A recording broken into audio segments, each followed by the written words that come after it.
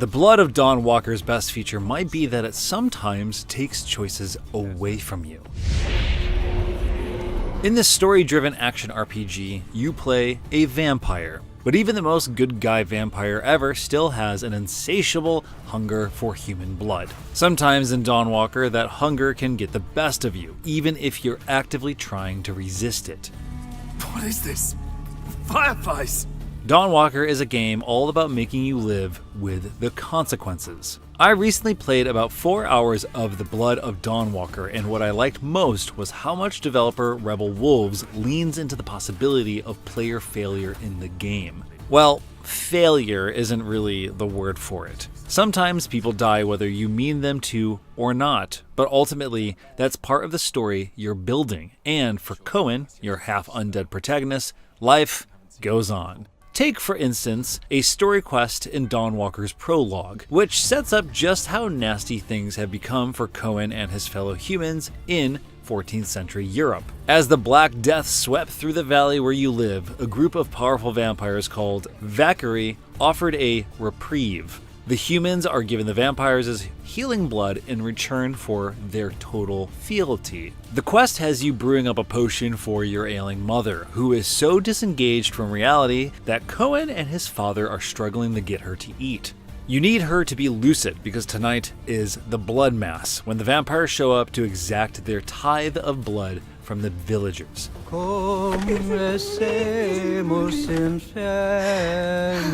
If your mother is out of it during the mass, the vampires will notice, and they don't leave people they perceive as weak to live for long. So head to the local herbalist, Anka, to get something that will help mom keep it together long enough to get through the mass.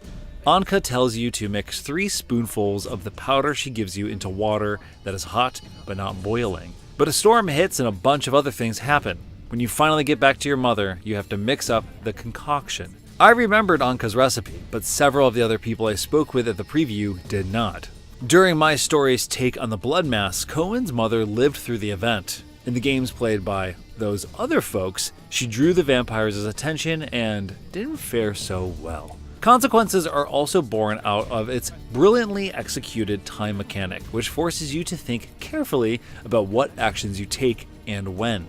You start Dawnwalker's prologue in the morning before the Blood Mass and have several in-game hours at your disposal. What you do with that time is up to you. There are side quests you can undertake all over the place. Time advances when you take on quests, not when you're running around between them. And you're told how long each task will take, so you can make decisions about what sounds important and what maybe doesn't. But crucially, you can't do everything. Time is also advanced when you level Coen up to unlock new skills and perks in the game's extensive skill tree, which means you might have to choose between leveling up or completing a quest, or risk an unpleasant outcome to power yourself up. In another prologue quest, you're tasked by a farmer with tracking down his brother, Lazar, who you'll discover has fallen into a cave. Hidden in the cave is also an undead mini-boss creature. Even if you know what waits for you, there's a choice to make. Level up for the fight and risk Lazar dying before you arrive, or take on the creature at a lower level. But Dawnwalker's coolest demonstration of narrative branching and consequences come later in the prologue, after Coen undergoes his vampire transformation. It happens when a group of villagers head to a local silver mine to gather metal they can turn into weapons to mount a resistance to Valkyrie rule. The Valkyries show up in force, kill most of the rebels, and infect Coen. You fight your way out of the mine using your cool new vampire powers, which include deadly claws and enhanced speed. Combat in Blood of Dawnwalker has you blocking, parrying, and dodging incoming attacks, then striking when there's an opening.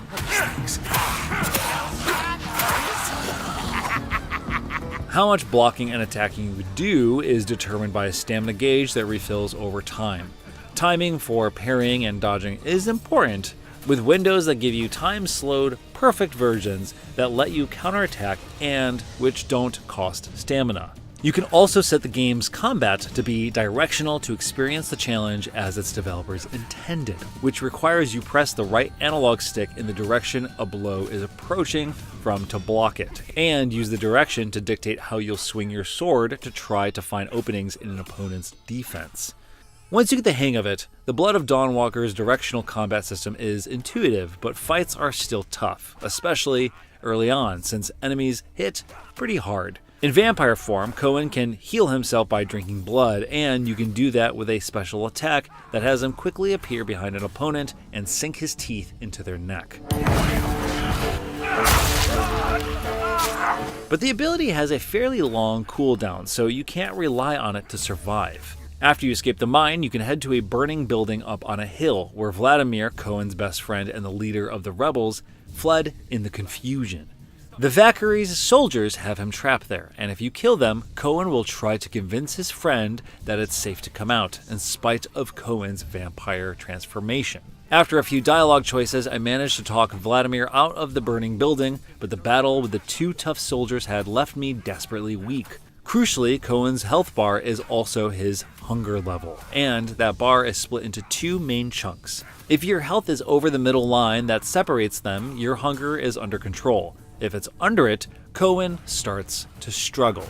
In conversations in which you're hungry, a new option appears when you have choices. And the hungrier you are, the more the other choices on the menu move and flicker, sometimes disappearing or switching positions with each other. Give into the hunger might suddenly flash from the third position on the list to the first, catching you off guard when you're trying to choose something else. But if you're hungry enough, the choice can disappear altogether. I never had a chance to mess up picking a response to Vladimir. The hunger overtook Coen and he attacked and bit the man, murdering him before I could do anything about it. Whoops. It was a great moment where my fighting ability conspired with my vampire nature to change the outcome of a story beat. This won't happen all the time. The developers told me they don't want to punish players for being bad at combat by making them rage out in conversations. So instead, you'll have the ability to initiate conversations yourself, which gives you time to maybe hunt around the area for a few small animals you can drain to sate your bloodlust. But managing your hunger is important, lest you find yourself losing control. All in all, it seems like a lot of people can die in the Blood of Dawnwalker as a result of choices you make, actions you take, and unforeseen consequences. The last 2 hours or so that I played took place after the somewhat more linear prologue, opening up into Dawnwalker's open world, where you're free to explore and address problems as you like. Your main goal is to rescue Coen's family from the castle where the Valkyrie are keeping them, but you only have 30 in-game days to do so. The general idea is to use the time to gather allies who can help Coen in that final assault. Dawnwalker maintains its narrative freedom by working on a framework that gives you the smaller goals of dealing with each Valkyrie lieutenant before you go for the castle, in a system that seems reminiscent of Shadow of Mordor, that divides the story into smaller, more discrete pieces. This is how the Blood of Dawnwalker allows you to get so many people killed. If you fail a quest or accidentally eat your best friend, it might affect how you go about attacking the castle, but it doesn't change the fact that you eventually will. If you eat the wrong guy and it closes off your ability to complete a quest, you just move on to the next one, or maybe to another approach to that quest. A lot of quests can be pretty malleable, and how you approach them changes depending on when you approach them. Coen isn't just a normal vampire thanks to some supernatural shenanigans. He reverts to his human form during the day and only becomes a vampire at night. That gives you options for how you take on problems. As a vampire, you might infiltrate a stronghold by using your powers to climb a wall or teleport to a window, but you'll be attacked on sight. As a human, you can lie or use guile to get what you want, or help people to get them on your side. Functionally, the human-vampire dichotomy means that the Dawnwalker experience balances a lot of different elements. Human Coen fights with a sword and unlocks a different set of abilities to use in battle. You also can't heal by drinking blood during the day, which means you have to rely on items like food if you get into trouble. But more interestingly, the balance of human and vampire means that just because a quest went badly for vampire Coen, that doesn't mean human Coen can't pick up the pieces, or vice versa. Some actions and deaths will lock out pathways and quests, but not all the time. The developers said they don't want players to necessarily feel punished for their choices. So while you might kill someone who was important to a certain quest, there are often other paths you can discover that might let you complete it. No, we haven't got time. More than anything, my The Dawn of Bloodwalker experience was of consequences, both foreseen and unforeseen. From which quests to pursue, to when to level up, to whether you're at risk of eating someone important. It's a game that's constantly giving you choices to make, and in the moment, a lot of them feel like they might be life and death. Collect me? Oh, I don't think so. The Blood of Dawnwalker releases on September 2nd on PlayStation 5, Xbox Series X and S, and PC. God, all this blood.